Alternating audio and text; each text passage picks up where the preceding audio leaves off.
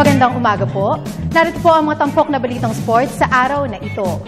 Patuloy pa rin ang aksyon sa iba't ibang sporting events sa Palarong Pambansa 2014. Kaya naman tuloy pa rin ang pagsubaybay ng PTV Sports Team dito. At narito ang report ni Snow Badwa mula sa Santa Cruz, Laguna. Pagpupursige at walang katapusang pagtitiwala sa sarili na maabot ang pangarap. Ito ang naging inspirasyon ni Southern Tagalog trackster Gilbert Rotacio. Tumapos na bronze medalist noong nakaraang taon, hindi natinag sa kanyang pangarap na magtagumpay si Rotacio at dito sa Santa Cruz, Laguna sinungkit niya ang katuparan. Strong start ang ginamit na puhunan ni Rotacio upang ilista ang impresibong 10 minutes and 4.6 seconds na clocking upang pagharian ang 3,000 meters steeplechase na ikinatuwa ng daan-daang spectator sa Laguna Sports Complex Track and Field Oval. Ito ang ikalimang taong Rotacio sa Palarong Pambansa. Samantala, sumigunda naman sa kanya si Cagayan Valley entry McLord Cabalonga habang sumungkit naman ng bronze si Earl Casinabe ng Northern Mindanao.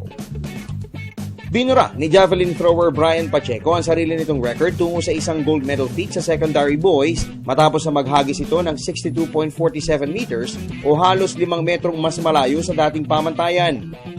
Sa long jump, patuloy ang pag-ani ni Western Visayas pride Mark Anthony Diesto ng ginto nang tumalon nito ng 5.39 meters.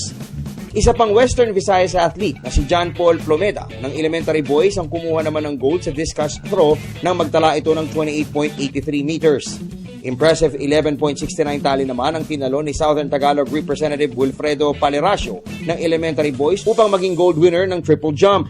Impresibo din ang bato ni secondary girls' competitor Dayan De Jesus ng Central Luzon na magtala ito ng 11.06 meters upang maging gold medalist ng shot put.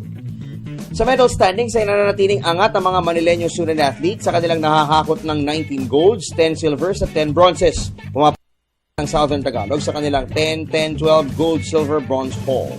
Para sa PTV Sports, Snow Badwa, Santa Cruz, Laguna.